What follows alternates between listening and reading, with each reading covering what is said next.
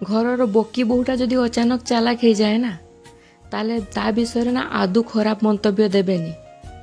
ताकू परिस्थिति एमती कराई ना सी बाध्य होइछि चालाक हवा पाई। हुए तो आपण मानकर व्यवहार रे परिवर्तन कटु कथा को लेकिन से परिवर्तन होइछंती।